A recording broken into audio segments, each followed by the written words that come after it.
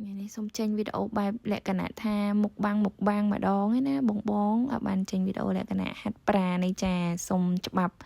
ញ៉ាំសាច់អាំងម្ដងជាទូទៅខ្ញុំសមគីឡូខ្ញុំហាត់ប្រាណគឺខ្ញុំចង់បានសុខភាពល្អទី1ទី2ខ្ញុំគ្រាន់តែចង់ឲ្យវាបាឡែនណាលក្ខណៈថាយើងញ៉ាំកុំឲ្យឡើងគីឡូបន្ថែមទៀតចឹងក្នុងមួយអាទិត្យគឺខ្ញុំឲ្យគីឡូខ្លួនឯងមួយថ្ងៃហ្មងបងហើយមានបងណាខ្លះដូចខ្ញុំមកខ្ញុំមកឲ្យតែញ៉ាំសាច់អាំងណាបើថាមិនបានខ្ចប់លក្ខណៈពេញមាត់ញុកពេញមាត់ហៀមាត់អីចឹងគឺថាអត់អស់ចិត្តទេតតែអញ្ចឹងมันឆ្ងាញ់តែម្ដងហើយខ្ញុំចូលចិត្តមកញ៉ាំសាច់អាំងនៅហាងហ្នឹងណាបងដោយសារអីអា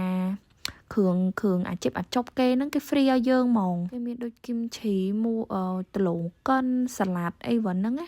បងញ៉ាំអស់បងចង់ហៅ refill time ក៏បានដែរហើយអ្វីដែលសំខាន់ណាសាច់នៅហ្នឹងគឺអូយជាតិហ្មងបងលក្ខណៈសាច់គេចេញមក quality ចេញមកគឺមកអែមហ្មងណាជាពិសេសសាច់ឆ្អឹងគោសាច់ជាប់ខ្លាញ់អីហ្នឹងណាបងជាតិណាស់យូរបានញ៉ាំសាច់អាំងម្ដងនិយាយពីថាបងអើយមាត់នឹងជាបួងទៅហើយចាំសម្រក់តាមក្រោយមិនសម្រក់អីបងចាំហាត់ប្រាណទប់ទល់តាមក្រោយពួកខ្ញុំរងថ្ងៃនេះខ្ញុំហាត់ប្រាណគឺទប់ទល់មកជាមួយនឹងអ្វីដែលខ្ញុំញ៉ាំកុំឲ្យវាឡើងវាគ្រាន់ឲ្យបានបាឡែនគ្នានិយាយទៅរងថ្ងៃនេះខ្ញុំហាត់ប្រាណប្រាប់គេ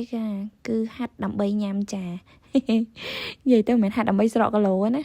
ហើយបងនៅនេះហាគេមានអាបាយច្បល់នេះនិយាយពីកូនខ្ញុំអើយចូលចិត្តសាហាវតែម្ដងចាតែរសជាតិគេឆ្ងាញ់ដែរមិនថាអីទេហើយសម្រាប់ក្មេងៗដែលគាត់រើសចំណីដូចកូនខ្ញុំជាដើមចា